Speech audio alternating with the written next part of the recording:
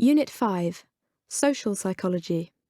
Presentation 2, Types of Conformity and Explanations of Why People Conform. Conformity is a form of social influence where people adjust their own opinions and behaviours to match those of a particular reference group. A reference group could be something very general, such as British people or even human beings. The need to conform seems to drive a great deal of human behaviour, but often for quite different reasons. In this presentation, we'll be looking at some of the different types of conformity and examining the reasons why people conform. Types of Conformity. When people go along with the majority, they are said to be conforming. However, their reasons for so doing may be quite different.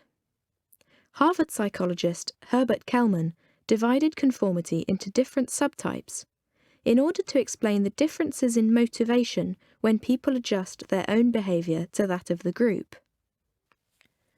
The first type of Kellman's subtypes of conformity is called compliance. This means going along with the views or actions of others to gain their approval or to avoid their disapproval. Humans are a social species, so being accepted by other group members is important, and their disapproval would be experienced as unpleasant. When people conform only to gain approval, there tends to be no change in their underlying attitude, only their public behaviour. Compliance can be enforced by other group members. The group can be friendly and accepting when an individual complies, but hostile and rejecting when they go against the group. Let's look at an example to help you understand this. Suppose a boy hears his friends expressing negative attitudes about another child in the class. This leads to a bit of name-calling and general nastiness towards the other child. Even though the boy doesn't share his friend's negative attitudes towards the other child, he may join in because he wants to be accepted by his friends and doesn't want to risk their disapproval by going against them. This is an example of compliance. The second type of conformity is internalisation. This means going along with others because of an acceptance of the group's point of view. This is more likely when the individual group member has tended to go along with the group on previous occasions, so that they now identify with the other group members. Having heard the group's point of view on a particular issue, the individual is more likely to accept that the group's position is the right one. When people internalise the views of the group, they are accepting the group's views both in public and in private. Let's take another look at our name-calling boy from the previous example. He may listen to the arguments that his friends put forward about the other child. For example, his friends may have evidence to suggest that the child has done something mean to them and that he deserves to be hurt in return. Whether this is the right or wrong thing to do is not important, but if the boy accepts the group's arguments, he may join in because he believes it to be the right thing to do. This is an example of internalisation because he has internalised the group's views, and these have now become his own. Explanations of why people conform. We conform for a variety of reasons, sometimes just because we want to be accepted, and at other times because we aren't sure of the best course of action, so following the crowd seems the safest option. We'll start by looking at the former, normative social influence, conformity based on a desire to be accepted. It is possible to behave like the majority without actually sharing their point of view. This is conformity in action alone and is best described in terms of Kellman's subtype of compliance. Humans have a strong desire to be part of a social group, and this makes it difficult for them to deviate from the group norm. This fear of disapproval forms the basis of normative social influence. This was demonstrated in Ash's study of conformity, where participants clearly felt uncomfortable going against the rest of the group. Evaluation of normative social influence.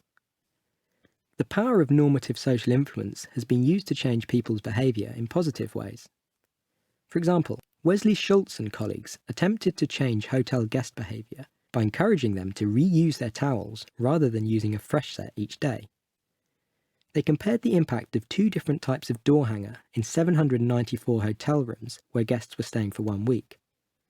One of the door hangers informed the guests of the environmental benefits of reusing their towels.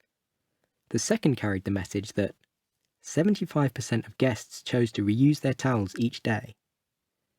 The results showed that compared to the door hanger with the environmental message, the one that contained normative information about other guests' behaviour resulted in a 25% reduction in towel use. We'll now consider the second explanation for conformity: informational social influence. People can sometimes go along with the majority because they genuinely believe them to be right, or they believe other group members have more information about an issue than they do. This latter form of social influence tends to result in the individual conforming in both behaviour and attitude. Therefore, in using Kelman's terms, this is an example of internalisation. Informational social influence is likely to occur for three main reasons. The first of these is situations where the right course of action isn't clear. In other words, when the situation is ambiguous. It is also more likely when the situation is a crisis and rapid action is required. The third situation is when the majority are seen as experts and therefore more likely to know the right way to act.